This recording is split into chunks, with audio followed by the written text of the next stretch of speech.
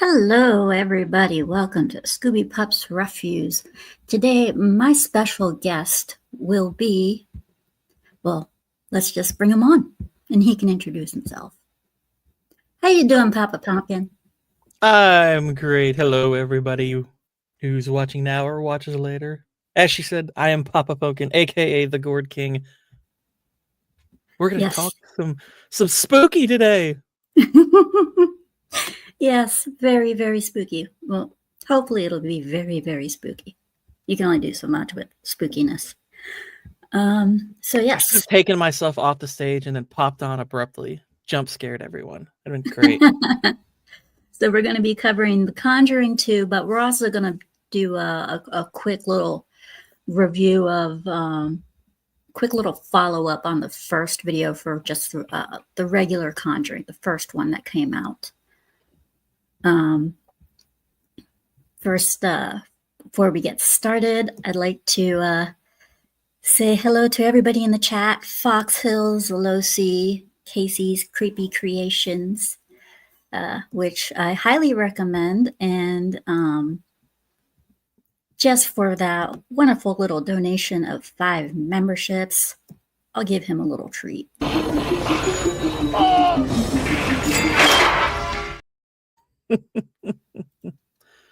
Tried and true method. Yeah, I have my producer to thank for that. Wait, for opening the gate? Never mind. Never mind.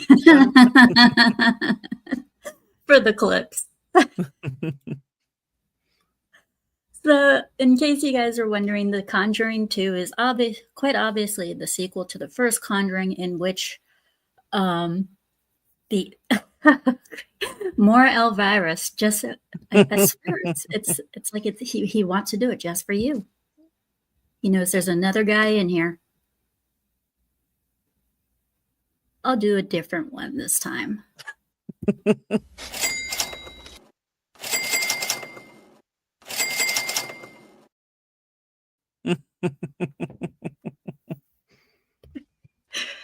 Oh, you gotta love Art. You gotta love Art the Clown. I can't wait for the 4th one. That will be fun. I've heard that he's going to outer space for the 4th one. I've heard that rumor as well. I will be curious to see what they do. I don't know if the outer space thing is true, but I really liked Conjuring 3. Yeah, I really liked Conjuring 3, so I am down for whatever they decide to do. So the first Conjuring, we'll do a quick recap of it. I did with That Darn Kitty, and I do believe you had your own thoughts on it. And just to remind the audience about it, the first Conjuring takes place in a farm, and it involves a family of 5 daughters, and the husband is a trucker, so the wife is mainly home alone, and they have a haunting by a witch known by Bathsheba, who likes to possess women with young children and get those women to kill the youngest of the children. The mother ends up getting possessed. Of course, the Warrens are there to help, and the church can't respond in time, so Ed Warren ends up doing the exorcism. It's one hell of a crazy exorcism, I gotta say. Yeah, and if there's one thing that I really, really love about the first Conjuring movie, it's I think Lily Taylor's performance as the mother. I think she's really, really excellent in that. Both playing her in her more mild-mannered state, and then afterwards when she's possessed, I think she handles all of that extremely well. Because I remember seeing The Conjuring, when it was during its theatrical run, Same. and being pretty impressed with it. I was like, yeah, it's a solid movie. I quite liked it. When you basically start to see that, okay, they're gonna turn this thing into a massive franchise of other stuff. I was pretty worried when The Conjuring 2 came out, because I was like, all right, here we go, we're doing it. But They did at the very least follow it up with a sequel. Some of its spin-offs are pretty terrible. There's one of the spin-offs I actually kind of liked, but this Which one? sequel, I think it was Annabelle Creation, was oddly decent for like, is the most, I think most of the like the other two Annabelle movies I think are pretty terrible. But I like the first Annabelle movie, and that's the one that takes place in the apartment. the second one was the one I like. The first one I was like, it didn't really do much for me. But Creation, I was like, this is strangely kind of good. I kind of liked it. I never I saw didn't it. see Creation's actually not half bad. I liked it. The third one I heard was really bad, but I never bothered to watch. But the sequel to The Conjuring, which we're about to cover, pretty solid. Pretty solid. I never saw The Devil Made Me Do It, and I really have no intention to watch The Conjuring Last Rites. I might at some point. I haven't seen either of the ones that followed this one. I may heard they're when not very. So. I may when they are free, but Mm-hmm. not at the moment. Yeah. But yeah, I think the first one was a very solid movie. They got a lot of the facts straight in there. They went straight to the sources for the material. And even the family said, they did a great job on the movie. They admitted being interviewed and whatnot, and showing the evidence as well. I thought that was just absolutely awesome. I did very little, like, I guess pre-movie research for this, because I mean when you see based on a true story, you tend to take that with a grain of salt. And honestly, when I'm reviewing a movie, I try not to worry too much about like how close is it to its own source, because I mean for me it's like, okay, I'm going to judge a movie like a movie. I obviously after the fact will appreciate authenticity or whatever, but I mean a movie can be highly inauthentic and still be, great. It can also be authentic and be quite bad. Yeah, I didn't know any of the facts or anything like that until after I saw the first movie. So I didn't know any of its facts. I just kind of took it for entertainment value. And then when I found out its actual true history and everything like that, and I was like, okay, yeah, this is freaky.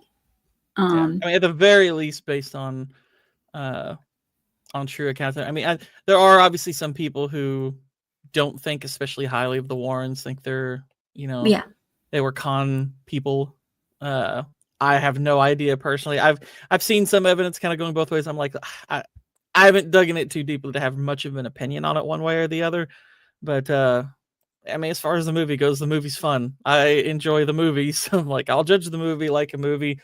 And if I ever get a wild hair to do a deep dive into the Warrens, I guess I'll judge for myself. But as far as the movie's concerned, I try not to let that factor in too much.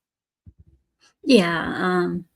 Sometimes it's kind of fun to deep dive. Sometimes it isn't, because it'll spoil it. But I mean, when you already know that something is based off of a true story, you kind of want to look into it, because you get the itch, you get the idea. You want to know just how much of it is true. Oh yeah. So I know, like when I first saw the movie Zodiac, I did like a 2-month deep dive into the Zodiac case because the movie was so fascinating. And then I was like, oh shoot, I knew about the Zodiac killer and everything, but not a lot of the details and how accurate the book was, or how accurate the movie was to the book, that kind of thing. And then I was like, oh my gosh, this is like a super accurate film, which is really, really interesting. Yeah, but it does happen sometimes. Yeah, and it was funny to think that The Conjuring 1, the daughter who, one of the daughters who wrote a book about the experience, which was absolutely terrifying. She said James Wan wanted to use a lot of what she had in the book, but what she had in the book would have really, really, really made the movie far more scary than it actually would have been. Than it actually is right now.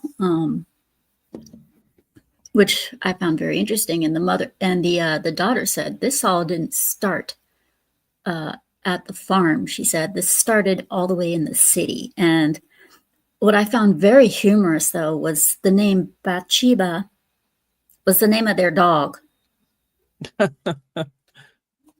That's And that's kind of eerie.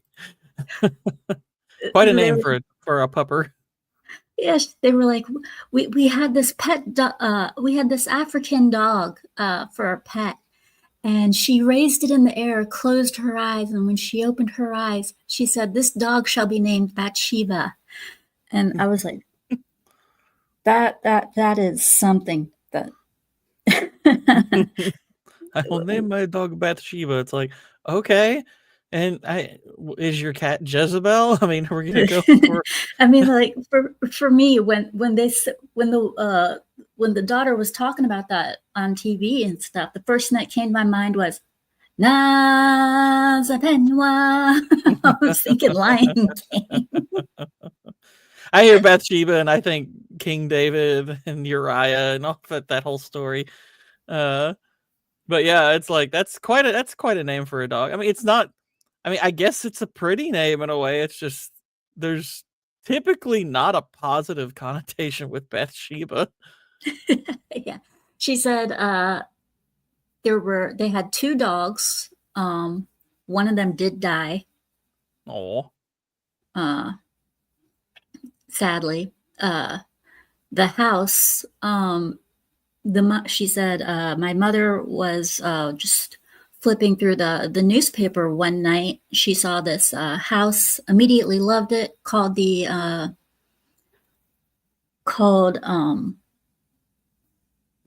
guy who was selling it, which happened to be the son of the owner. mm-hmm. And she did all this like spur in the moment, middle of the night, and the guy said, "Come on down." She came on down. She loved the place. She spent a whole bunch of money on it. The husband was pissed off because they spent like half their savings. And the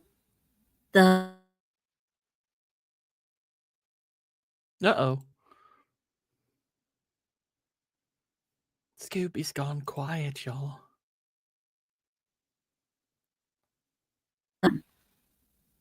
There you are. Yeah, they all found that very weird. But when they were moving in, the mother didn't notice anything, but the daughters immediately started saying, as each one came in, "Mom, who's that guy standing by the door? Mom, who's that guy standing by the door?" And the mother kept ignoring it, saying, "There's nobody there." And then finally the last daughter comes in, "Mom, who is that guy standing by the door? He just completely vanished." And I'm sorry, but when your kid says something like that, that's not something you brush off. That's Yeah. If it's a persistent question, it's like, okay, what's going on? Yeah, exactly. It makes you want to think, wait a minute, what are my kids seeing? And if not that, then who the hell is at the house? Right. She should have seen it she should have gone over to check from the moment she heard it. Yeah. But let's get into the brass tacks for the Conjuring 2. Just so the audience gets a little clip of what we're going to be talking about. Here we go. And I had to turn off the sound, so. Yeah. This is where they're starting the movie at the Amityville house, which I know they teased that at the end of the first Conjuring movie. Yeah. They what they're hearing is the voice of an old man, and it's very terrifying. And then you find out that it's actually an 11-year-old girl talking. Yeah, and it's, I mean, for anybody who wondered, because I know some people were curious as to why the Conjuring movies never tackled, went full blown tackling the Amityville story. I know like the rights to that story are pretty difficult to attain. I don't think the studio had them. So they kind of had to do the thing where they just touched on things kind of loosely and been careful with it. I'm sure they would have liked to have done that, but obviously they went the track of going with, what they would call the English version of the Amityville horror, which I think is fine. I Yes. mean, I'm kind of like, part of me, it's like I would have been intrigued to see James Wan do the Amityville thing, but it's been done several times already. So Yeah. seeing a different story that pretty much nobody's all that familiar with, I think, adds an element of suspense and adds to the unknown factor. Yeah, it's really good, and the demon in this one is really creepy. The nun. I mean, the first one, yeah, it was creepy, but this one was absolutely freaking. I mean, he really, really, really was creepy, and he came in two forms. And on top of that, he came in the form of a nun, and in the form of what you would call the crooked man, which was crooked man really thing. creepy. The crooked man thing conceptually, I like. I think this. I think its first appearance is awful because the special effects look pretty wonky when it first shows up. Plus, it's pretty clearly doing a bit of franchise setup, which they held back on for quite some time. I could have done without the crooked man thing. I thought the old man and the nun were more than enough for the scare factor. That old man was creepy as hell. And plus, the way they utilized, like they actually created kind of a story and an arc with the old man spirit, which was, I thought, ultimately kind of interesting. Some of the stuff they did, but like the crooked man thing, I was like, it's a little corny. I didn't love that element to it very much because it just felt like you're all clearly trying to set up a universe with, we're gonna do a crooked man movie. It was corny, but when they brought him out at the right times. I mean, it's like, they picked good moments. They picked good moments to show him and everything. It's just the design could have used a bit of work. Like it ended up, it to me felt like sort of out of place with everything else, because most of like whether it's Bathsheba or the nun or the old man, it's like these ghosts feel like, or demons, ghosts, whatever, they more or less feel like things that you could imagine, I guess, sort of existing in this world, whereas the crooked man's more of kind of like a fairy tale creature type thing. It's like a folk tale. And it's like the look of it just seemed odd for this kind of movie. It felt like this should be part of something else entirely. And one thing in the very beginning, they do open up in the Amityville house. They are holding a seance in the house, so people are really checking out to see, and the purpose of the seance and the whole Amityville thing was to find out, if the guy who created the murders over there truly was possessed. And during Lorraine Warren's trance, when they're trying to do when they're trying to get a hold of the spirit, during her trance, she goes through the movements of each person that the guy murders. And then at the end of after she's killed everybody, and I mean in quotations, killed, she sees this little boy at the end of the hallway run down the stairs. And when I saw that little boy, I was kind of freaked out because his eyes were like pure white. And I was like, okay, yeah. So the little It- boy goes running down the stairs to the to the basement, and she goes chasing after it, yelling, "Wait, wait!" And in the basement, there's this great big mirror, and it's covered by a sheet. She rips it off, and there's a nun standing right there. Um, Freakiest and looking nun you've ever seen. Yeah, and I'll bring up a picture of the nun later on because it will show some relevance. And it's the creepiest looking nun. She turns around. There's nothing behind her. She looks back at the mirror. The nun's closer. She looks back behind her again. Looks back at the mirror, and all of a sudden, boom! The nun's hands pop out of the mirror and start to choke her. It's really freaky. And from there, Lorraine comes out of her trance after after they've been in a trance for a while, and they come to the conclusion, or at least they insist that the house is haunted. They insist that there is something wrong with the house. Later on, they switch to a talk show. They show the two of them on the talk show, both Ed and Lorraine, and they're discussing the Amityville house alongside a professor. Mhm. And the professor is pretty much calling them kooks and saying that the Amityville was just a hoax. Because, that's just how they are. They want to prove everything wrong. So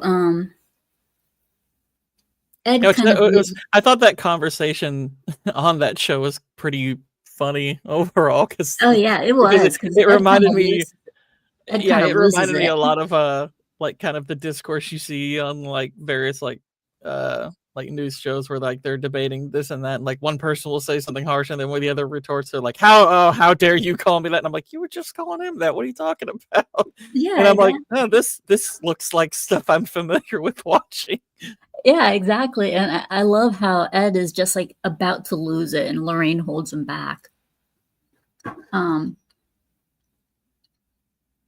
when the show's over, Ed's like he's not happy. Lorraine's trying to calm him down. But once the show's done and Lorraine's calmed him down and everything, they just kind of shoot over to England, where you meet the family and the little girl and her sisters and her little brothers. And the name of the family is the Hodgson's family. And you meet the family via the kids first, and they show that the kids are at school. And the one who will be possessed later on is sitting with her friend behind the school, and her friend is smoking, but she's caught. But her friend wants to continue a game that they were playing, so she has the girl who's about to be possessed hold the cigarette for her, and of course they get caught smoking. But before they do, you see that the two of them had made their own homemade Ouija board. Yeah. That's never a good thing. Yeah, you shouldn't play with Ouija boards. It was Especially kind of movies. yeah, and it was a real crappy looking Ouija board at that. I mean, their skills were very bad.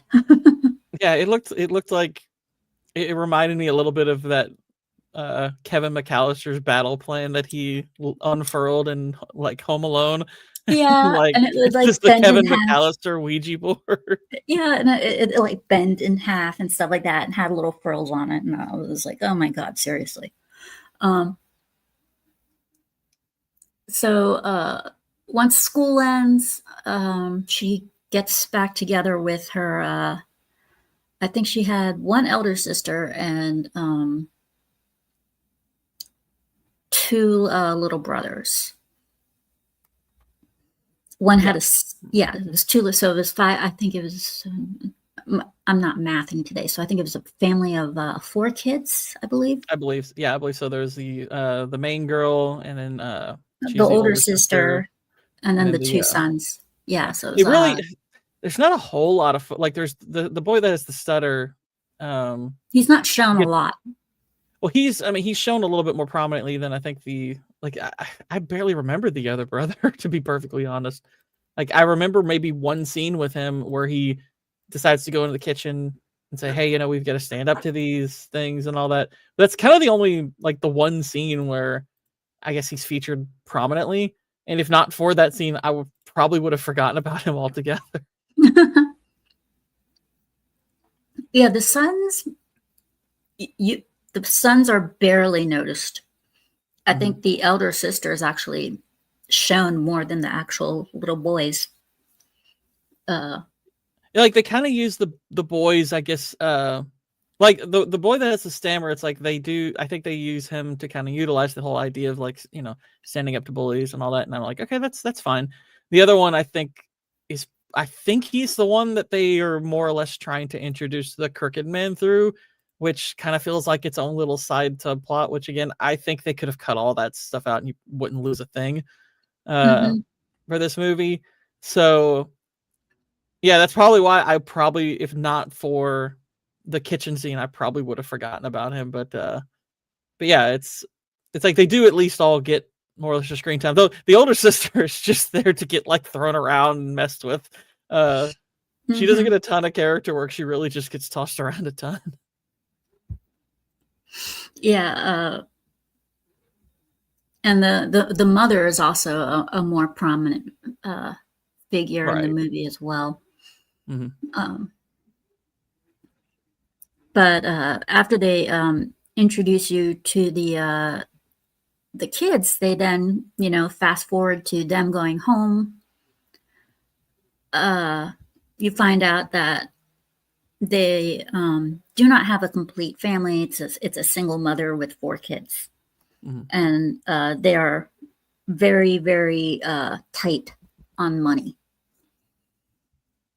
Yeah, house needs a ton of repairs, and we got Hmm. water leaks, and the father House like needs yeah food. he They are left. very they're short on food. The house needs a ton of repairs. Um, Their father left and had twins with some chick around the corner. yeah. In a different comment, he had. Is there any reconciling? He had twins in another common with another woman. I'm But we're guessing getting that's ahead of no. ourselves on that one. So they so when it comes to nighttime after dinner and whatnot, uh the girls go to sleep and you hear bam bam bam bam on their bedroom door, just like heavy knocking. um and neither one of the girls wake up, and I always thought, like, hey, if I heard something that loud knocking on my door, I would wake up. um And then there's more banging at the door. So the older sister gets up, she opens the door, only for her brother to walk by, Mm-hmm. and and she's like, "Be quiet." And, he's like, "It wasn't me," and then just continues going to bed because he had just gotten up to get a glass of water. So, um, and then later on in the night, uh, the youngest sister uh, wakes up in a chair that's in a corner right next to the door, and that's when trouble starts to begin. She starts with sleepwalking. Mm-hmm. um and her she goes back upstairs, and they just blow it off as sleepwalking. And the next day, she's sitting in the chair. Her mother, she's not feeling too well. Her mother puts her hand to her head, discovers a fever, so she doesn't go to school. And so she's just pretty much sitting at home watching TV, and the TV starts to change channels on its own. Freaky stuff, yes, and If there's one things. thing, yeah, I was gonna say, if there's one thing that this movie ratchets up, it's the visual scares. This is definitely going for that one. Like I think like top to bottom, I'm not sure which Conjuring movie I think is better. I kind of lean the first one, but both of them have a fair amount that they do well over the other, and some things they do a little bit weaker. Like I would say this one maybe has a few more flaws, but also you could argue has a few more strengths. So that kind of balances out. But one of the things this does really well is the visual horror. Yeah, the fear factor. Whereas the first one had a lot of jump scares at you and such, this one has a lot of the more of the fear factor. Just when you think something's going to happen, you realize, oh wait, no, that doesn't happen. But something else happens and it catches you completely by surprise. So that's one thing that I liked about this one is the fear factor was stronger. So as things start to progress during the day, she's not feeling, she's got the temperature, she's home alone, her mother's at work, her mother calls. And the chair that she woke up in starts to move back and forth. Freaks her out. She's on the phone with her mom. She's asking, when are you going to come home? And the mother informs her. She goes to sit back down. She turns around. She notices the chair is still rocking, but she notices that there's now an item on the chair. I never got a good look towards what the item is, but there's something on the chair, which freaks her out because it wasn't there before. She turns around, then she looks back, and it's gone. And from there, they then go back over to Lorraine and Ed Warren. And Lorraine has a vision while taking a nap of her husband getting killed. And then in her vision, she sees the nun again. Mm-hmm. And as she sees the nun, she all of a sudden starts writing in her Bible that she had in her lap. And she starts to scream and freak out, and her daughter wakes her up and says, Mom, you were having a nightmare. It's okay. It's okay. And she looks at her Bible, and she's very confused as towards why it's all torn up.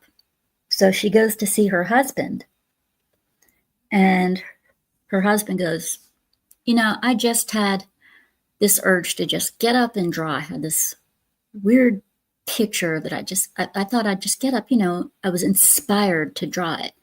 And and she finds out that this is what he painted.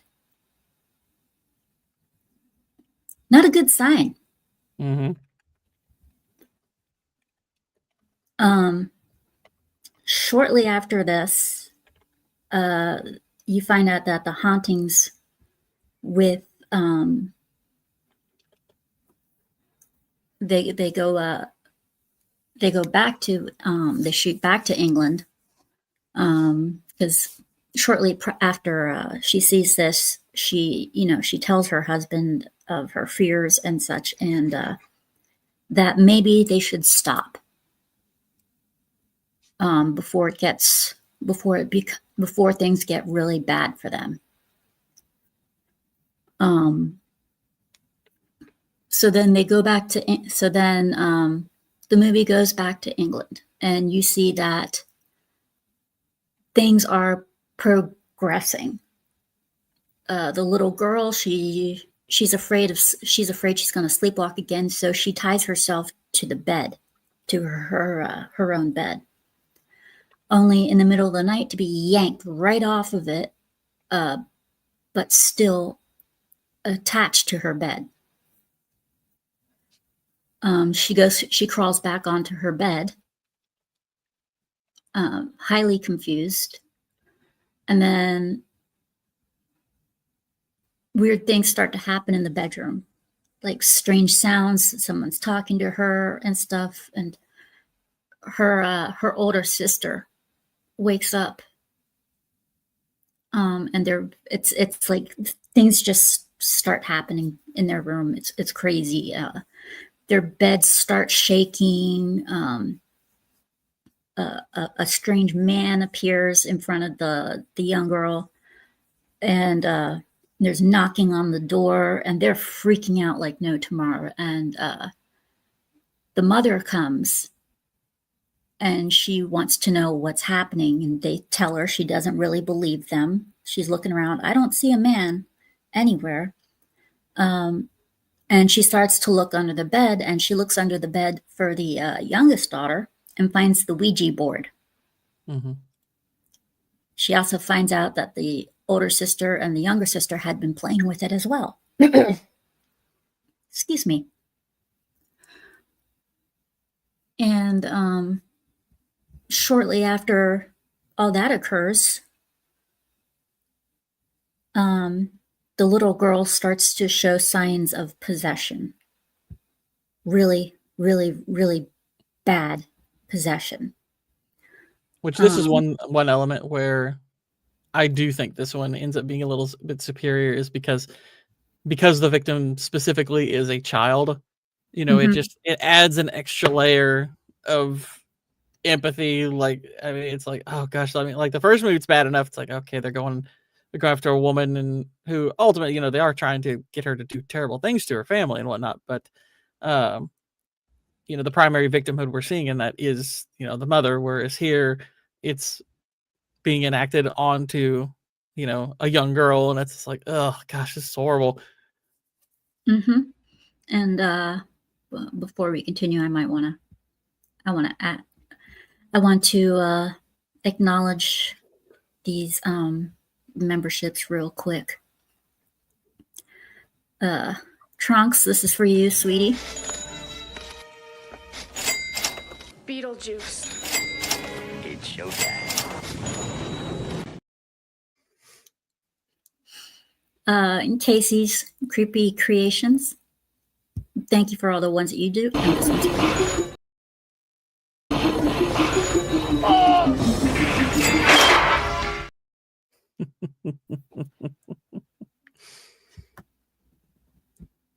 So,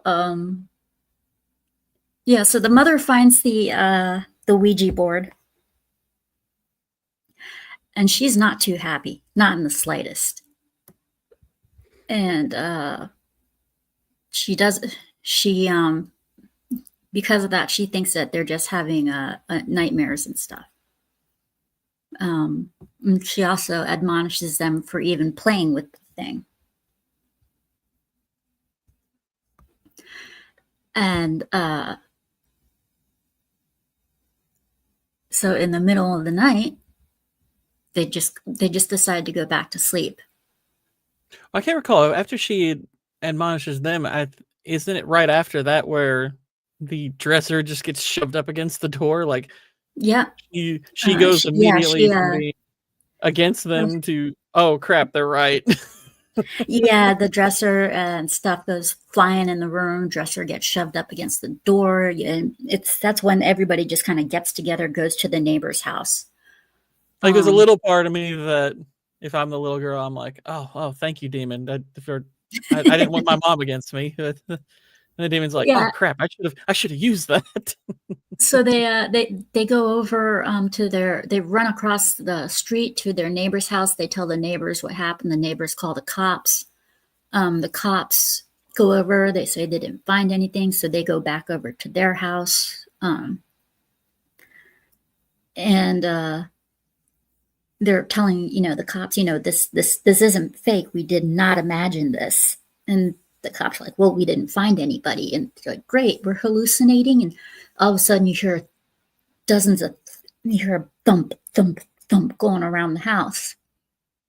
And Yeah, they're looking they're around. like, "Are these rats in the walls?" Like, "Those are some big rats." You know? Yeah, those are some really big rats.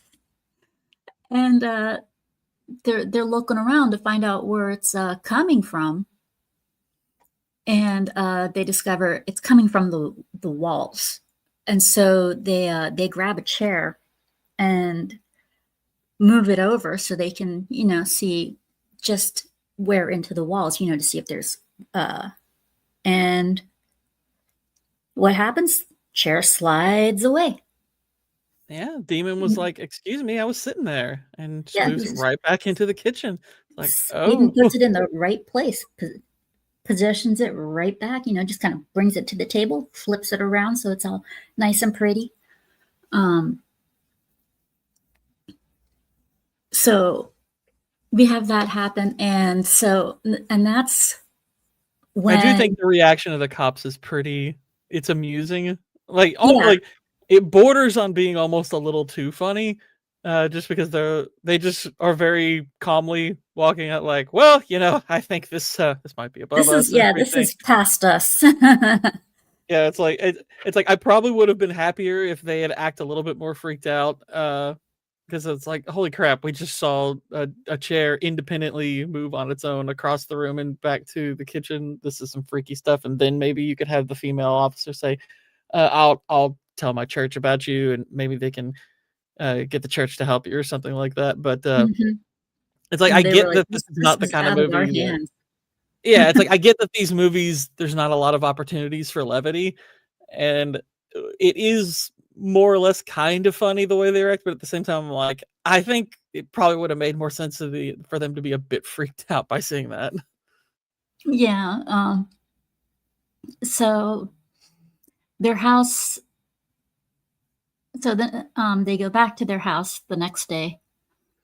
And the mother is, she's handling things the best she can.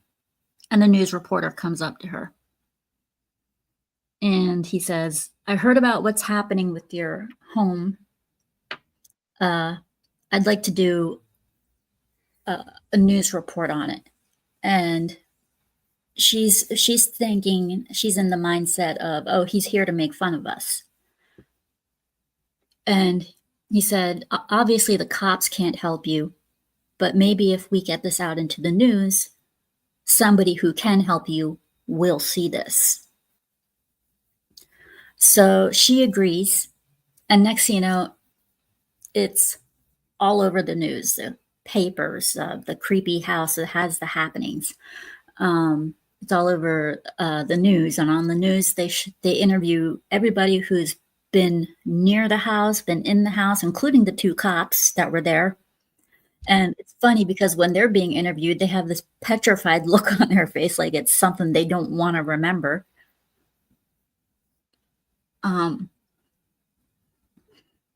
So, and you find out that,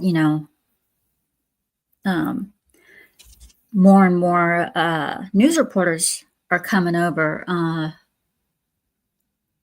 and then they go to this live interview where during the interview they're asking the girls their experiences, and the girls are saying, we've heard knocking, this has gone flying, so and so has done this, and then and there's happens to be a paranormal investigator there, and the guy who's interviewing the girls looks at the paranormal investigator. He says, is there anything, who are you, and is there anything valid?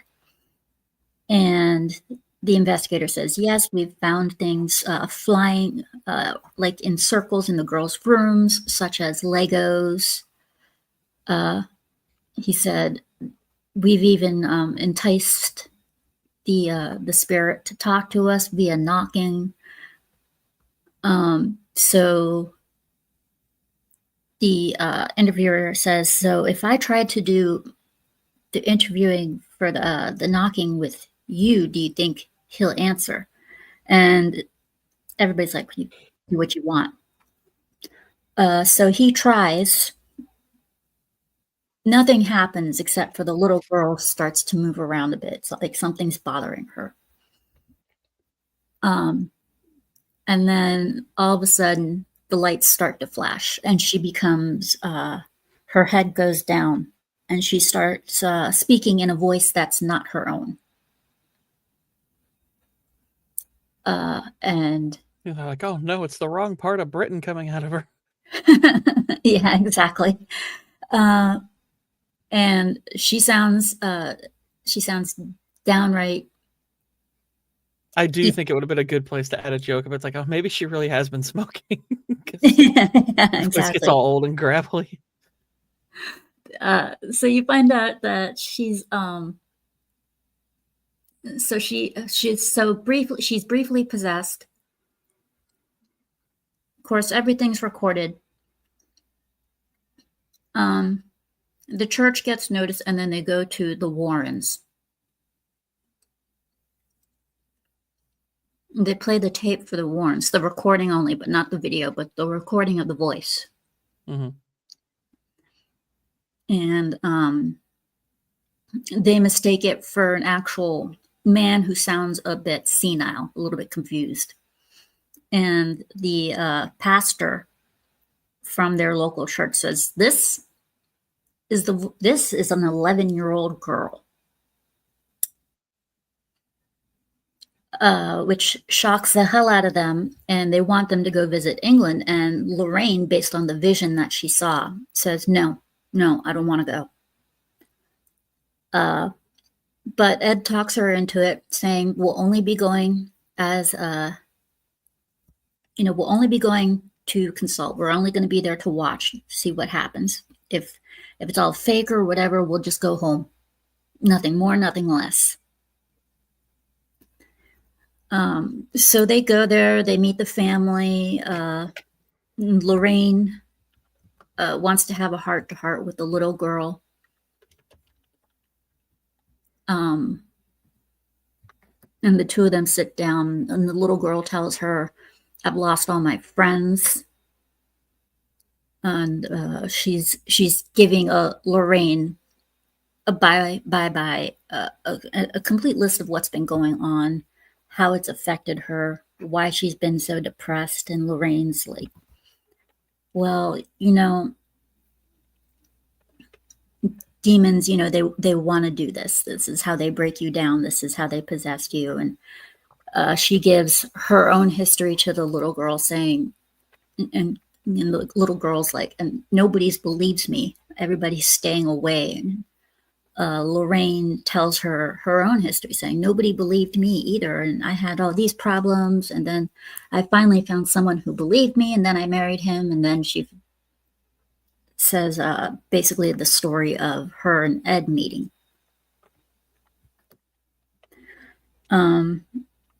However, the Warrens arriving only just makes things worse.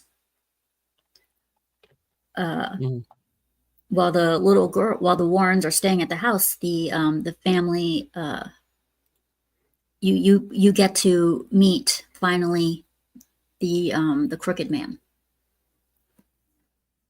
Yeah. Which again, I this initial effect, especially because when I was watching it last night, I have a pretty good TV. I have a pretty dang good TV, and this effect did not translate well onto a 4K OLED TV. I was like, "Ooh, this looks pretty rough." This looks like old 80s stop motion for like there were parts of it that looked better than others, but when he initially comes out, I was like, wait, did my TV glitch? What just happened here? And I rewound it. I was like, oh no, that's just a really bad initial effect. I was like, I don't think they polished that entirely. Mm-hmm. I think they did a good job with the jump scares with him. Yeah. When he's in full frame like this, it's like, okay, it's fine. Again, I still don't like him being in the movie like this because it looks a little out of place for the typical types of scares that these movies are going for. I think this looks like something out of an entirely different film, but it's still effective as a jump scare. Mm-hmm. Like towards the end when you see him following, when he's following Ed Warren and stuff, and you see the hand just kind of like appear. I mean, certain parts of him just leave that effect of, oh shit. And when the family first goes over to stay with the neighbors, and they're spending the night over there for as long as they need to, you find out that the neighbor has trained their dog to ring a bell whenever it needs to go out. And the family is asleep. They and all of a sudden they hear the bell ringing, and the only one who's actually paying attention, and the only one who actually wakes up is the youngest of them all, the little brother with the stutter. And he goes towards the door to let the dog out. He sees what he thinks is the dog, and that dog turns into the Crooked Man. And I gotta admit, the way the dog turned into the Crooked Man was kind of creepy. Yeah, that part actually, I did really, I liked that effect a lot. I thought that was Yeah. actually pretty cool. I mean, I may not love entirely what comes out of it, but yeah, when the dog does that little creepy morphing into the Crooked Man, I was like, whoa, that's pretty wild. Yeah. It's like And something then out the of The kid Thing runs or back something. to the mother, and it's following the kid, and you see the shadow of the Crooked Man. And you hear the reciting of the song that the kids sing for it. And of course, it's warped, it's creepy, it's a male's voice. And as the shadow gets closer and closer and closer, the person who's walking appears as the daughter. So she's been possessed by the Crooked Man. The Warrens decide, okay, we'll come down. And like I said, when they get there, they just make things worse. And you even start to see who's one of the main dudes causing the trouble. And that's this old man. Everybody thinks that this is the main troublemaker, but really it is the old man who died in the home, and he is being forced to do things he doesn't want to do by a demon, which is the nun. And that is constantly attacking the girl and so forth. And the girl is, the demon, in an attempt to get rid of the Warrens and the psychic and everybody who's there, the demon has the youngest of the sisters go into the kitchen one night after getting everybody riled up, and just kind of destroy the kitchen, just wreck it, throw things around, and so on. And everybody thinks that, oh my God, she really is this house is really fucked up because of everything that they find. They find tables knocked over, spoons bent, all this kind of stuff. And Ed and Lorraine Warren, they hear screaming from the wall, and in the wall is the little girl. She's in this bent up little corner and everything, and they're all wondering how the hell she got there. And she's possessed, and she's growling at them and spitting at them. And one of the people who's staying at the house with them is a skeptic. She's a... Oh, sorry. That was my phone. You can tell I'm a Godzilla fan. Sorry about that. But look at those teeth. They're so British. I know the Crooked Man's teeth was even worse. And even the little girl. Oh God. I think one thing I like about the design of this old guy is like his eyes more or less are a hint that he is possessed by the nun. Like that's one of the giveaways. So it's a nice little bit of continuity that they keep that for his design while he's being controlled. Like the only thing that I guess sort of bugs me in regard to the way the movie ends is not merely how she defeats the nun, but it's like it would have been, I think, kind of cool in some way to have the old man spirit like kind of acknowledge that he's free or something like that. I thought that would have been kind of cool. We kind of find out a bit more later on. Yeah, a bit. So we find out that the demon is having this effect on the old man. The demon's telling the old man to freak out the little girl he's caused. So it's not just the girl who's causing problems, but it's also the old man.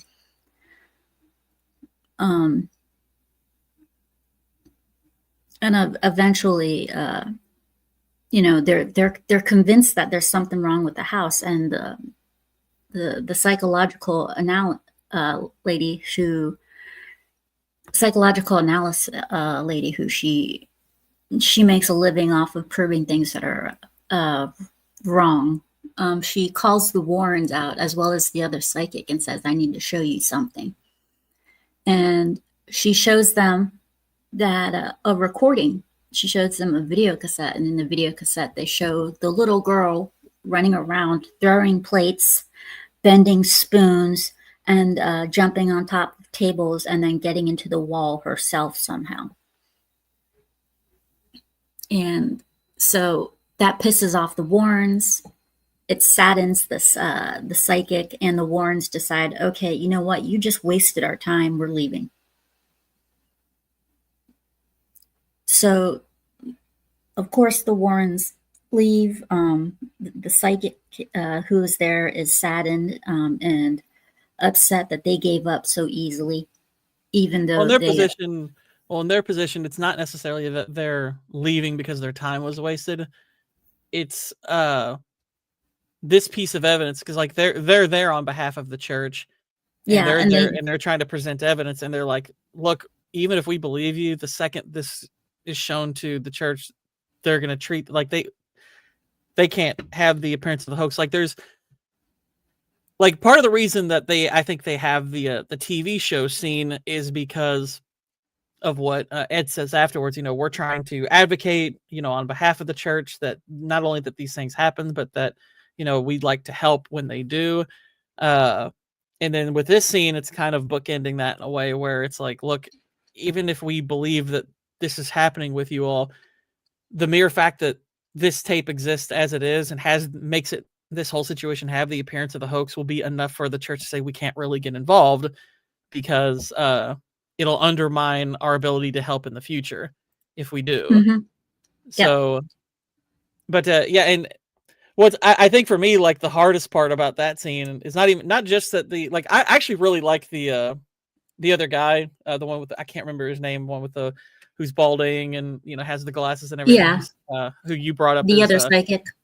Yeah, he's like, oh, you're all giving up too fast and everything. But seeing the little girl watching them leave, and it's just like, oh gosh, from her perspective, it's like, it's like she can't sleep. She's being worn down by this thing, and she's like, these people were basically my only hope, and now they're walking out the door, and this isn't going to end. So yeah, it's that's probably the hardest part about that scene, is like understanding her perspective.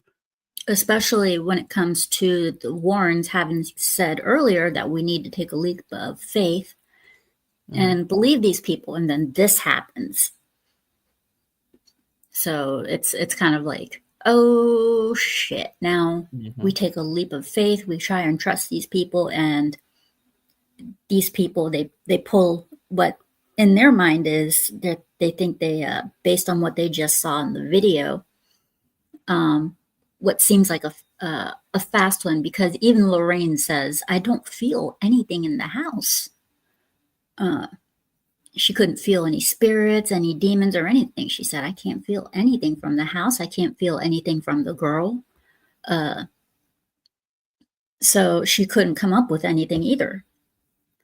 Yeah, like part of what one of the aspects of the the way the movie resolves stuff that does bug me a little bit is, okay, she figures out not too long from this part that the nun demon has been basically blocking her ability to sense this kind of thing, and she just kind of figures it out.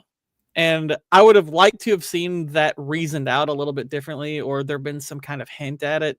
Because to me, it's like it's one of those things you could resolve pretty simply. Like, she realizes that, well, it's not just that I'm not feeling things here. Like, I'm not feeling any of this stuff. Like, I actually think, like, I kind of think the whole angle with her being worried about her husband dying, I don't think is all that important to the story, because, it's like, for a moment she doesn't want him to go investigate because of her fear, but they just do it anyway. So, it's like, I don't mind a little bit of foreshadowing in that direction, but I Yeah. think it would have been much more interesting to take the angle of replacing that stuff with going a little bit more in depth about this demon actually blocking her ability, and her being able to figure out that that's actually what's going on, rather than her just kind of, oh, poof, that's what it is. It's been blocking me the whole time. It's just a very quick Yeah. throwaway line. I was like, oh, I would have liked that. I Well, think it'd have been interesting to explore that. yeah, because it means it latched itself onto her at the Amityville house and followed her home. And according to what they can, according to what many psychics say and whatnot, they say demons can latch onto you, and apparently that is what has happened to Lorraine, because that's when she first encountered the demon. But now this demon has infested their life. Her husband saw it, and then he painted a picture of it. It's infested her dreams. It's blocking her senses. When they're leaving the house, Ed says, "This just doesn't feel right. I feel like we should stay." And Lorraine says, I don't sense anything at all. I can't sense anything from the little girl, from the house, or anything. Ed, Yeah, to me, it's however, like, this is where you could kind of get rid of the visions of the husband, is maybe it's like abruptly she has just stopped seeing everything, and that's where she starts to realize, it's like, wait a minute, all of what I'm used to seeing, whether I'm dreaming or whether I'm kind of meditating or whatever, whatever you want to call it, it's like, I'm actually not sensing anything right now. Something's going on. yeah, and as they're putting their stuff away to leave, Ed knocks over a few tapes, and when they fall down, the wire from the tapes, or whatever you want to call it,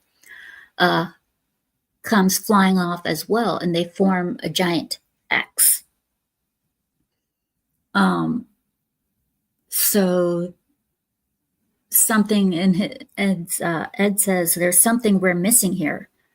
And they listen to the tapes again, and he starts to piece the tape together to realize that it's the old man saying, "It won't let me go. It won't let me go." And that's when they realize it's not the old man that's causing these problems. It's the demon. The demon is responsible for the old man's death as well. So they realize, okay, we were wrong. Let's go back. So they rush back to the house, only to find out that things have indeed gotten worse. The young girl is completely possessed. The family is locked out of the house. They have no way of getting in, because the demon has blocked all the exits and such. Ed manages to get in the house before the demon blocks the last entrance.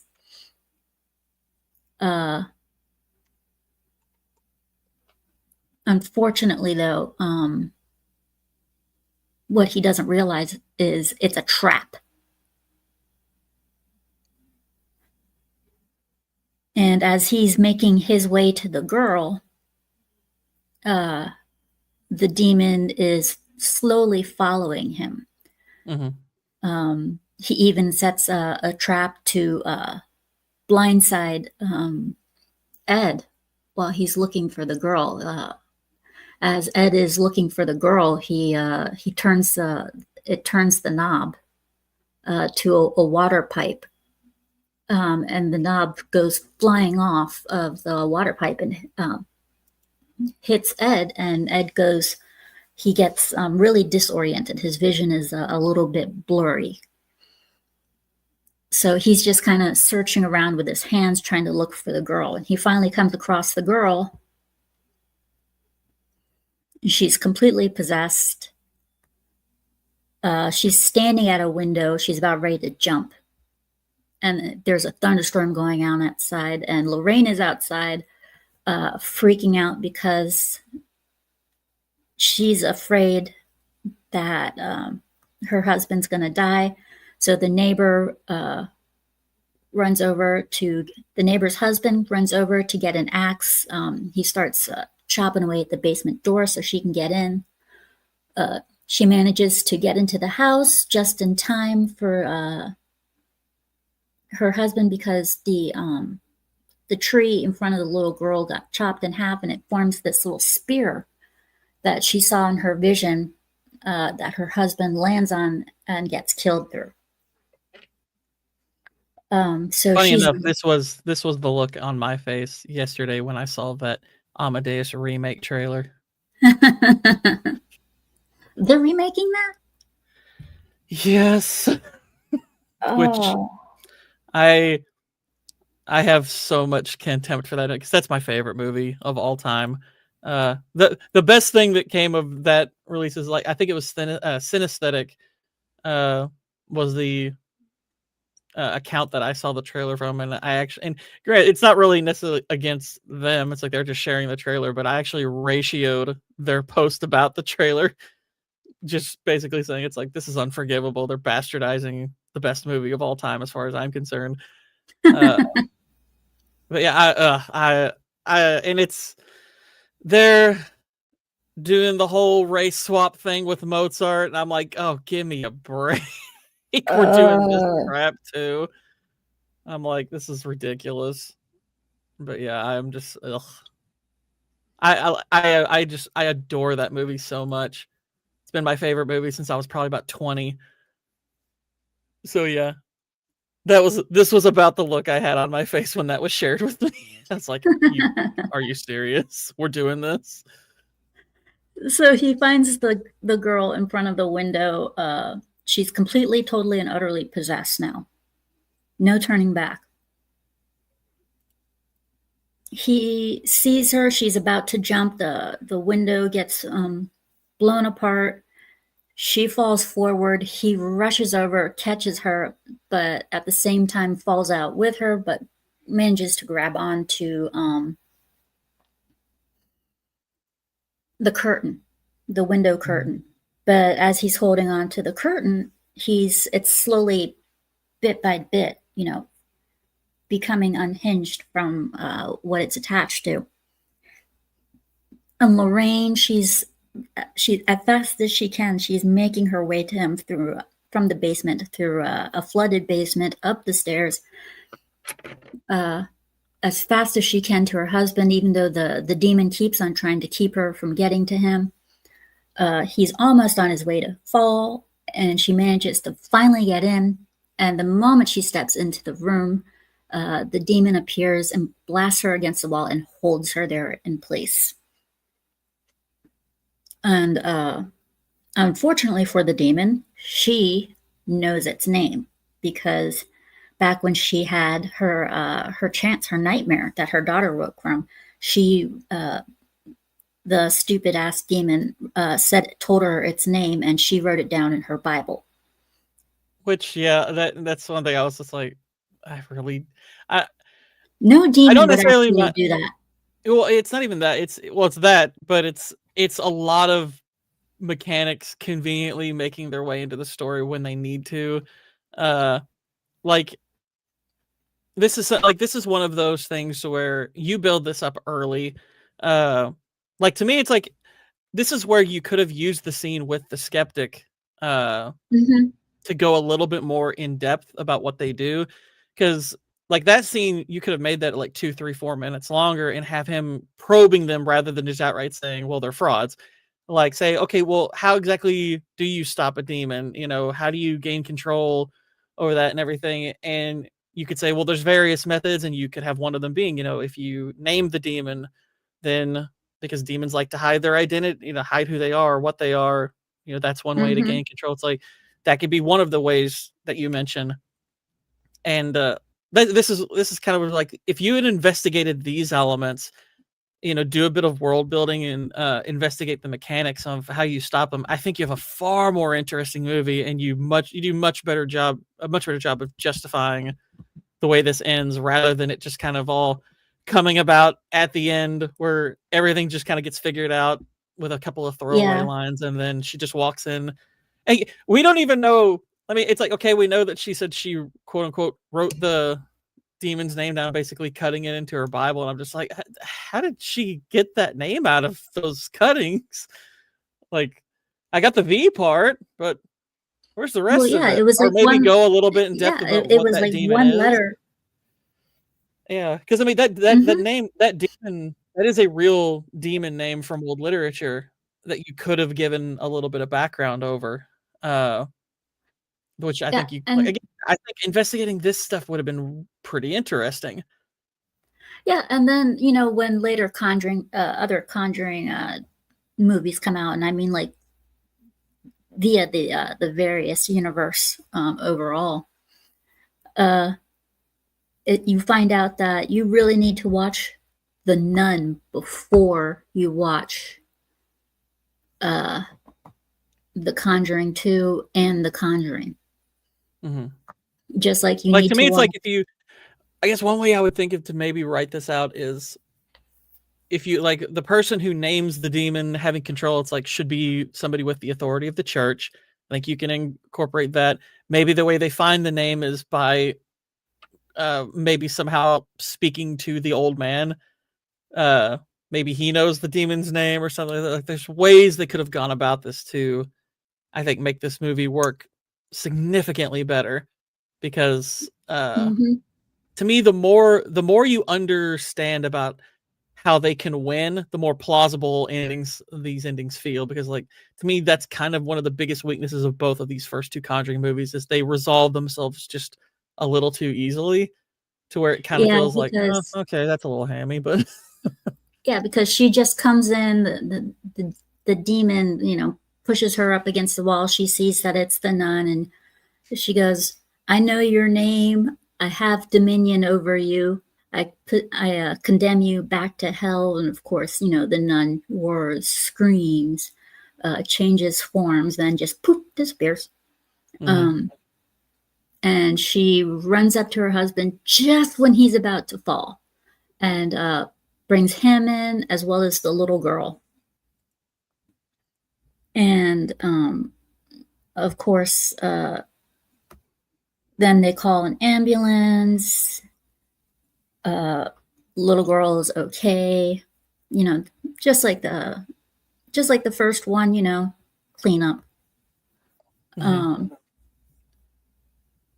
and she's glad that the her vision did not come true.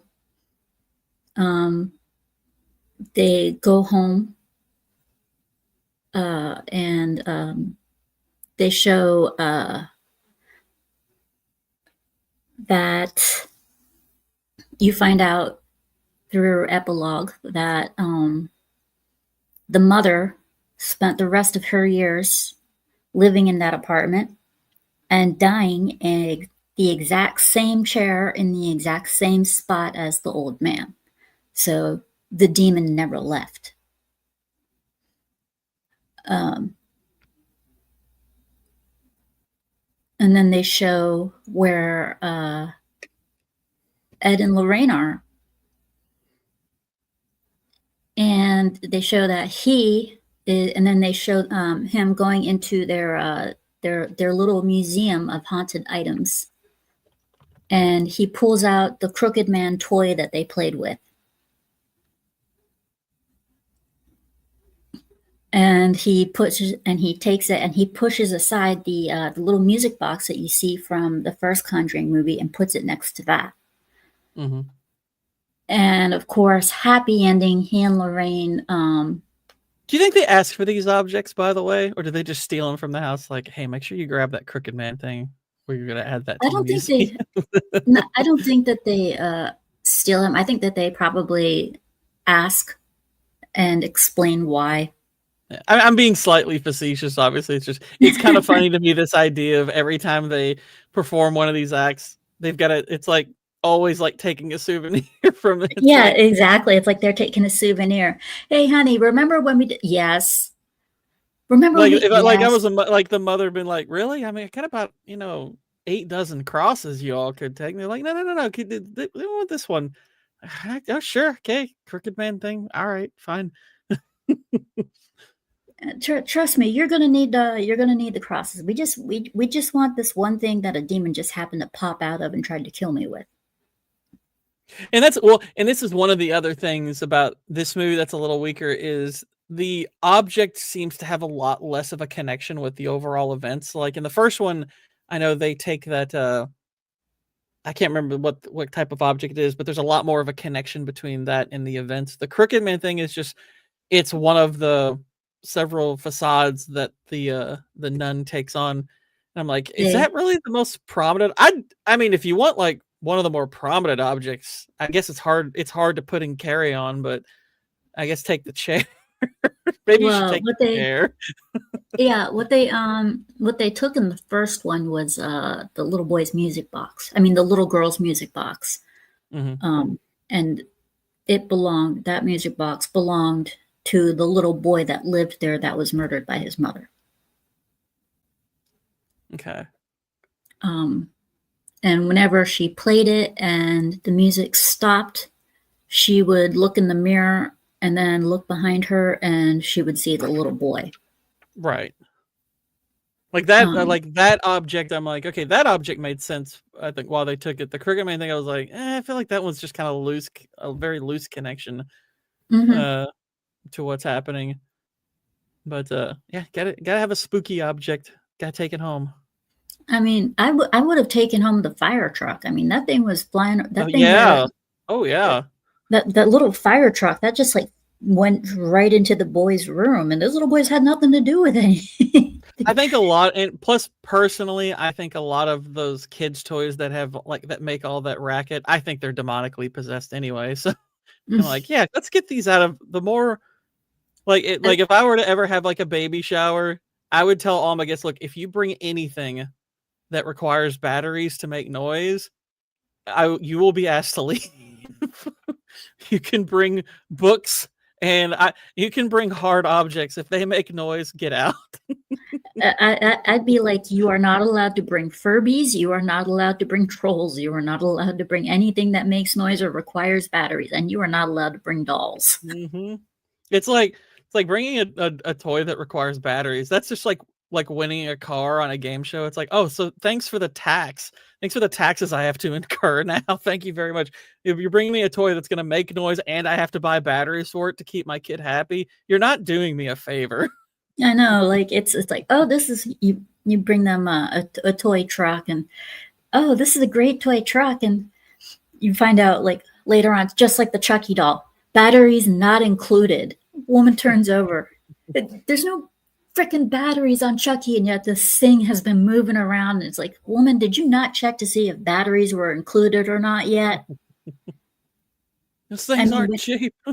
I know. It's like when you get a toy in a box or whatever, the first thing it's going to say on it is either A, batteries not included, or when you take the toy out, you're going to flip it over and look to see if there's batteries included, because hell, on the commercial for the damn doll, they show the doll talking. It's like, why? And in this one, I can only assume that the reason they took that is because the kids were obsessed with that freaking toy. And it's because of that damn toy that the Crooked Man kept showing up. That actually would be a funny scene for real if like the kids are like they're thanking the Warrens and then they leave and they go back up to their rooms and they're like, "Where are all our toys at?" It's like, oh, That'd be a great. like, That would be a great like scene. all of the kids that they help. I was like, I like the Warrens, but every time they showed up at our houses, we were just missing toys. What the heck? It's like weirdest. You could have the weirdest like Toy Story movie if you just set it in that room at the Warrens' house. I know. It's like, can you imagine the end of Toy Story 4? Hey, So where did Woody go? What's the name of the demon possessing you? What if, like Andy's on the foot? It's like, oh, Andy's your demon. That's interesting. Can you imagine where like they have there's a like Toy Story 6, the Warrens come over, and the next thing you know, at the very end of the movie, where's Woody? Where'd Oh he gosh, go? I mean, you really could do a Conjuring Toy Story crossover, especially because of the ending of the first Toy Story. Like poor Sid is like he goes to his mom and I he's like, know. "Can you call the Warrens? I think my toys are trying to kill me." And the Yeah, Warrens are like, "Well, look at what you did with these toys. This is basically like toy Ouija board stuff, dude. What the heck? What is a Silent Hill in your bedroom? What the heck?" yeah, there's always there's always a toy involved. There's always a freaking toy involved, and it always goes bye-bye. I'm telling you, this brain's firing right now. I think this is a crossover that could work. Like I was already thinking the other day about like crossing over Good Boy with Mean Girls because A, of the opposing titles, and B, because there's the whole thing about fetch happening. It's like, well, if you cross over Mean Boy and Mean Girls and Good Boy, you can make fetch happen for real. So I have yet to see Good Boy. I haven't seen it either. I've heard it's pretty good. Yeah, same here. My mind is just in a crossover mode right now. So Conjuring and Toy Story, got to do it. I want to see Good Boy because I've heard that animals can see things that we can't. So it's something that I want to see. So it's kind of like it's like you can do with Good Boy, you can do a crossover with any movie when you think about it. Mm-hmm. Like with the Good Boy, the Warrens should team up with Good Boy. There you go. It would make things a lot easier for them. The Warrens hear about this dog and they're like, okay, we need to start recruiting. Yeah, exactly. We need a sidekick. Come here. Good boy. Oh God, a crossing. That is a good one. Which a Conjuring crossover with Small. Oh yeah, I mean that's basically the same notion, but absolutely, that totally works. That would totally work, because that's another one they don't explain about how they move. You would definitely have to put like the Tommy Lee Jones small soldier in a case because he just let Annabelle and all the other ones run amok. He's letting them out and recruiting them, making a little demon toy army. I mean, he practically did in the movie. I mean, that was one hell of it. That was a great movie.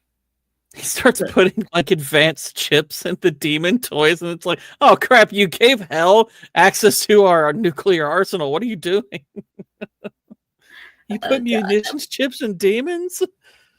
Can you imagine? Can you imagine what it'd be like for them to try and get all of those toys, the small soldiers, to get all of them and then put them in the museum, and then just kind of find a way to hold their butts in place? Mm-hmm. It would not be easy. Same with the Toy Story ones. How would they find a way to hold it in place? I mean, the Annabelle doll, they locked it up in a case. But, it's like I don't know why they don't just go ahead and burn their house down at the end of the day.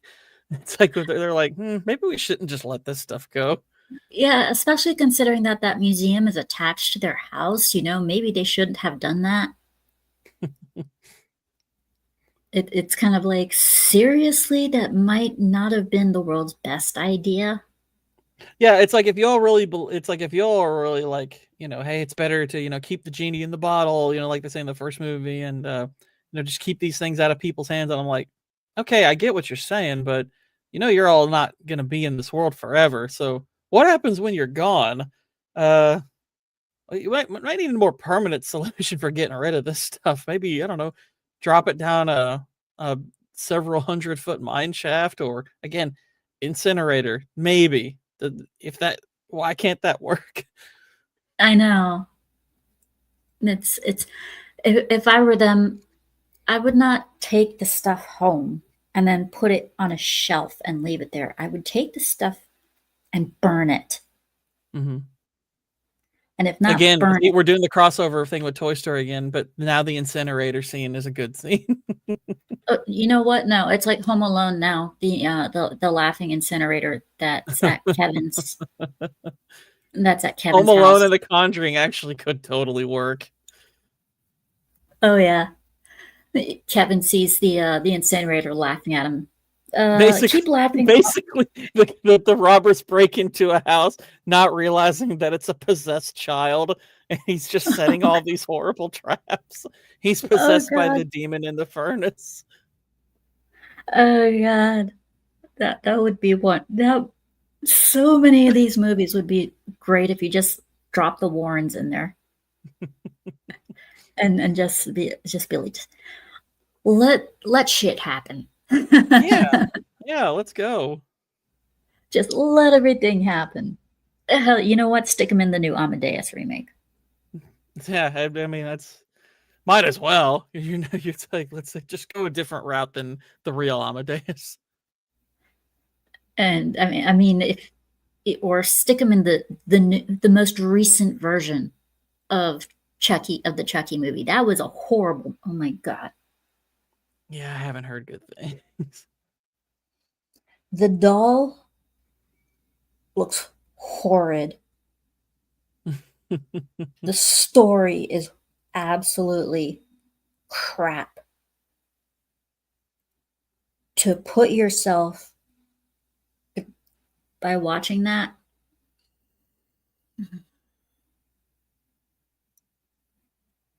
Yeah, would I've be only like seen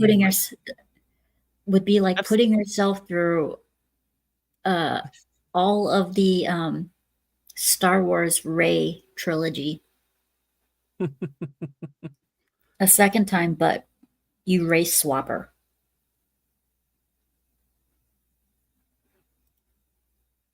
Yeah, I stopped at Child's Play 3. I think that was a good place to end. Yeah. So it was just bad. It was the definition of bad. But yeah, the first couple of Child's Plays, they were good. I liked them. Yeah, they're fun. Um, Third I one liked isn't even terrible. Third one has like, I mean, it's not great. It's definitely a step down from the first two, but there's far worse out there. It's just once you got to that third one, you're like, okay, this is probably where you should stop. I don't know. Bride of Chucky was actually pretty funny. I liked that one. That one I will let slide. For the other Conjuring movies, so to go back to the Conjuring universe, they say that if you watch the movies in the universe in a specific order, everything makes better sense. Mm-hmm. Like supposedly you should be watching The Nun first, then Annabelle, then The Conjuring, because the first Conjuring movie opens up with Annabelle anyways. And then where does the Crooked Man movie fit into that? I think a lot of people forgot that that's actually a thing. there's actually a Crooked Man movie? I'm pretty sure there is, yeah. I know that there's The Conjuring. I think The Conjuring 3 was Conjuring 3 Devil Made Me Do It. I think that one took place on a farm as well. And now we have Conjuring 4, last rites. Let's see. Evil fluffy bunnies. Can't sit through that Ray trilogy again, Scooby. Once was enough and painful. Can't do it again. Yeah. I think we're all the same mindset when it comes to that. Okay, they canceled the Crooked Man movie. Which they did?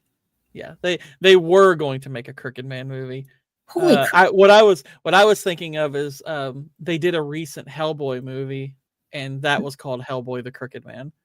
Obviously Okay. not connected, but Well, they should have made a damn Crooked Man movie. Then it would have made sense to put him in the damn. They should have made a movie. It would have made good lore. It would have made sense to have him in Conjuring 2 then. yeah, guess the demand wasn't there. I don't know. It should have been done. Oh well. They lost it's a lost opportunity. Anyway, this was awesome to do. I gotta say, between The Conjuring and The Conjuring 2, which do you prefer? Because they're both good. This one had Yeah, they're both good. I would say it really would for me depend on the mood, because I think they're relatively close as far as overall quality is concerned. I would say if I'm in the mood for just scares, I'd probably watch the sequel. If I'm in the mood more for the engaging story, I'm probably going to go for the first one because I think the storytelling's a little bit better. But they're pretty close on their overall merits, I'd say.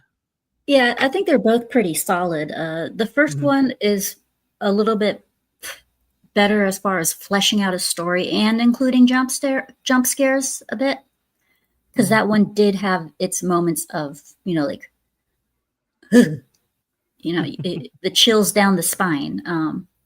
It did have those creepy moments. As for the sequel, the fear factor is there, but not so much the fleshed out story. Yeah. I think I do think it does. I do think it does a lot of good stuff with build. Like it's not even just that it has good like visual scares. It builds up those scares, I think, really well too. Mm-hmm.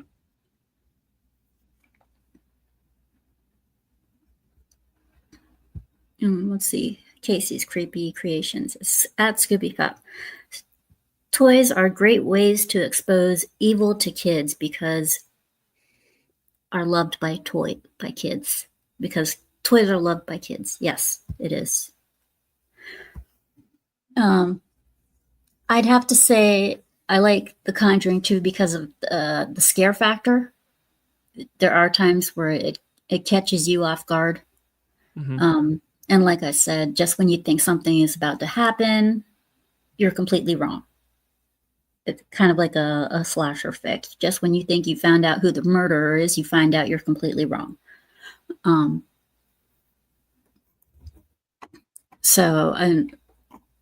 They did a good job with layering and misleading who the actual villain is. So I think that they did a good job with that. Were there some things that they should have left out? Yeah. Were there some things that they should have explained? They should have explained more? Yes. It would have ended up in a longer movie. It would have ended up making the movie longer, but it would have also improved the story. They really should have made a Crooked Man movie, so that way it would explain why the hell he's in there. Out of the first one, as I did with that darn Kitty, we ended up giving it a 9 out of 10. Oh wow! Via your own opinion, if you were to give a score for the first movie, what would you give it out of 10? Yeah, I mean, my rating system, I tend to be a little bit stricter. Like if I give something a 9, I'm basically saying it's like kind of a flawed masterpiece. On amazing level of film. So I wouldn't put either of the Conjuring movies that high. These are in my good category. So if I'm going to assign a number to that, they're like about 7-ish out of 10. Mhm. But I mean, 3, that is a good score. It's always the tricky thing with number scores is people tend to mean different things by certain numbers. So when I say 7, that's in no way an insult. That is a well-earned score. There are really well-regarded horror movies I don't rate that high. So 7 out of 10, that is more than respectable. Yeah, because it has a lot of pros, like we've both established the fear factor and such, but at the same time it has a lot of cons. Mm-hmm. Story parts that could have been left aside, other stuff that should have been put more focused on. The characters themselves, the cast, I think they did a good job with the cast. Yeah. With the exception, I mean, like as they did a very good job with the cast. Some of the special effects were actually pretty cool. Oh yeah, for the most part, the effects are pretty solid. It's really just like that one initial scene with the Crooked Man when he first is shown, where it's like, ooh, that doesn't look too good, but it more just looks like an unfinished effect that was better in other shots. It's not like the entirety of it's bad. Mm-hmm. I mean, but when they did show him like do certain things, it was kind of creepy, like transform from the dog into the creepy man, just kind of like appear from behind Ed Warren and then just shoot straight up into the ceiling. That was pretty cool. The sense of urgency was somewhat there. But yeah, it was overall a very good movie. It's by no account a 10 or a 9. I'd say it's somewhere probably halfway between a low 8 to a high 7.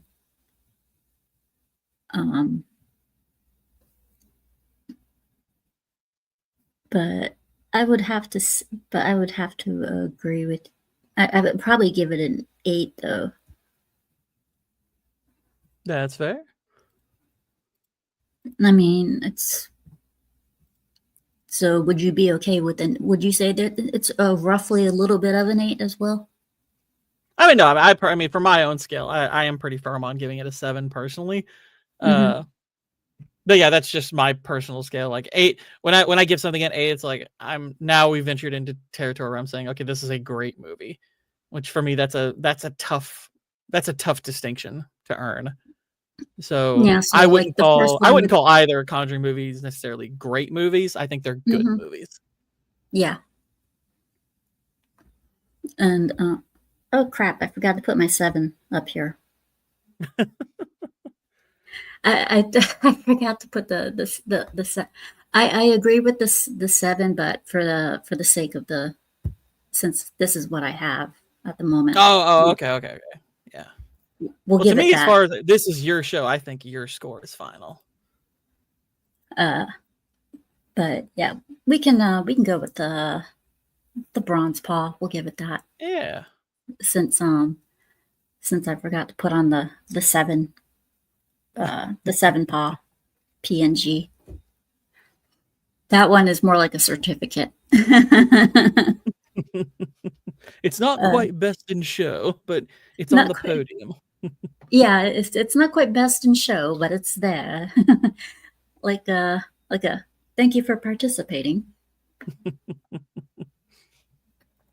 I have like a whole. I literally have like 10 different types of ratings. Each one has a different picture for it. So, what's the 1 out of 10? The 1 out of 10 is literally a piece of paper that says "Thank you for participating." I I think if I think gave something, I want to be like, I really wish you hadn't participated. yeah. Yeah, I forget all of the ones. I mean, they all say something different. Yeah. Um, but yeah, the number one, the 1 out of 10 literally says thank you for participating. Nice. But yeah, this has been super fun. I hope we can do it again sometime. And maybe get you on podcast as well. Nice. So yeah, let me know if whenever you're free. I would love to have you on. If you're ever free in November, I'd love to have you on. I will keep you apprised. Like, yeah, I'm with the channel going the way it's going. It's like my schedule's pretty tight at the moment, but I will let people know when I can when I do have some availability. So yeah, I'm right now going hard Yeah, at like the editing and making videos right now. That's exactly like, if anyone wants to know what I'll be doing after the show, I'll be right back to editing a video. you sound just like my producer. I mean, he does not give himself a break. Yeah, Uh, now that my yeah. having my new channel go off the way it is, I'm like, I definitely need to be making stuff and going hard at it. So yeah, I am currently about a little more than halfway through Oh, that's editing my awesome. next video. Yeah. It's I'm doing a bit of a retrospective on the 2016 Ghostbusters movie, the ground Oh, zero of girl bossery. oh God, that nightmares. Yes, That was the stuff of indeed. nightmares. No paw for you, Ghostbusters. That's my No, no, no. Halloween season gift. That is not even a thank you for participating. I wouldn't even That's give him that. definitely in the I wish you wouldn't have bothered. Why did you even show up? That is a empty bowl. Go home. It's like, Nothing in please it for don't you. come back. Thankfully, it Yes, didn't come back. exactly. The only thing it sucked is it kind of. I mean, I didn't see the sequels they did after the Afterlife and Frozen Empire. I haven't heard very good things, Mm-mm. but I'm like, wow. As an apology for that movie, you made 2 sequels that people didn't want. Y'all didn't get the message that no, we were saying we don't want any more. Just stop. Yeah, they weren't that great. You're not missing out on anything. I'll say that much. But yeah, if you ever have any free time, let me know. I do pre-records and whatnot. I like to work with my guests, so I'm not one of those streamers where it's my way or the highway. No, I don't do that. I'm not like that. I'm a nice person. I swear. Just don't ask my producer. He may say otherwise. He's the one person who's like, okay, my way, highway, produce. Well, the thing is with him is when he does game streams, he has me on there with him. Now the thing is, so is I'm not on there playing. I'm on there trolling him. Like, I'm And just here to make your gameplay miserable. exactly, and I'm very good at it.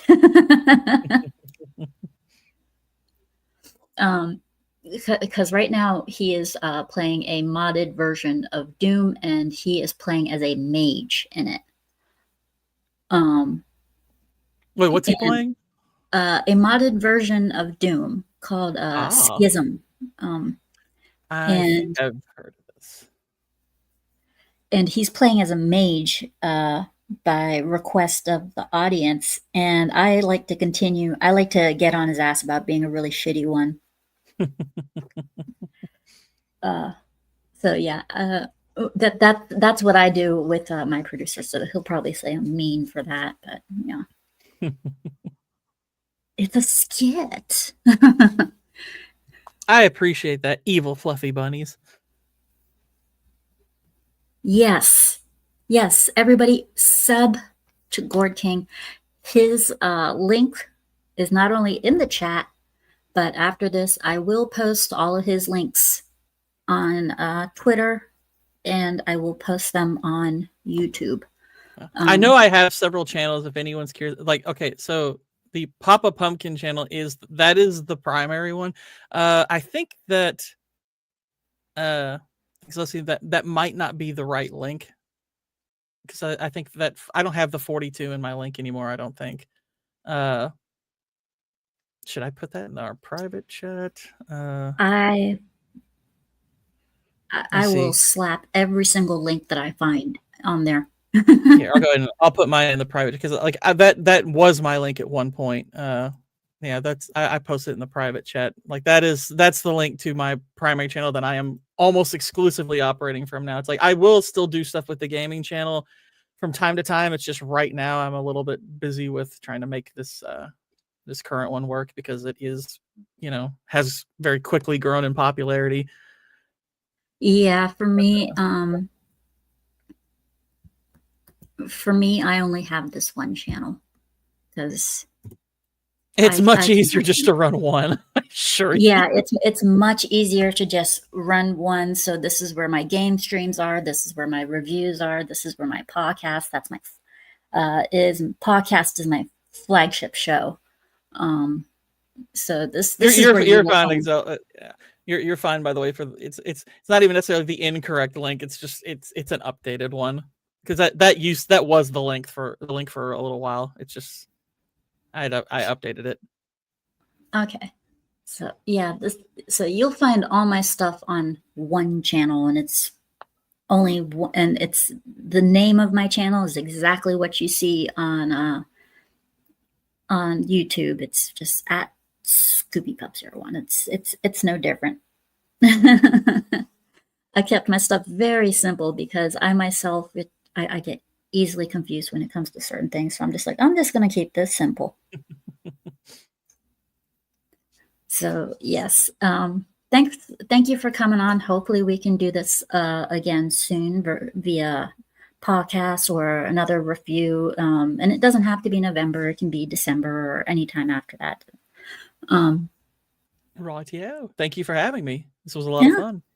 Yes, it was. And who knows, maybe one day we will get a crossover Conjuring with Small Soldiers or something. Yeah. If the Small Soldiers or Toy Story / Conjuring crossover happens, definitely have to get together for a stream for that, because it's like or it's like, guys, we manifested. Or if it's freaking Good Boy mixed with The Conjuring, I would watch that in a heartbeat. I'd be like, sign me up, I'm gonna go watch. So yeah, it's kind of like me with Godzilla movies. If one comes out, I'm gonna go see it. I don't care if it's bad, good, bad. I don't care. I like Godzilla movies. That is. If it's a Scooby-Doo movie, I'll watch it. Nice. Yeah. So yes, thank you for coming, everybody in chat. Thank you for watching. I would definitely like to thank Casey's Creepy Creations and Trunks 0404 for the wonderful membership gifting that you guys did. It was totally awesome and very appreciated. And I'm sure those who received memberships through those are also going to be very, very happy.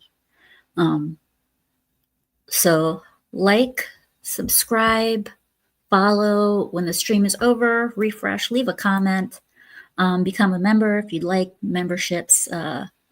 I am working on stuff for those who become members. For example, membership streams only that include Q&As and whatnot, or reviews with the members only. I'll do a review with members. So and members also have a say in whatever, will also have a say in whatever projects that I do in the future.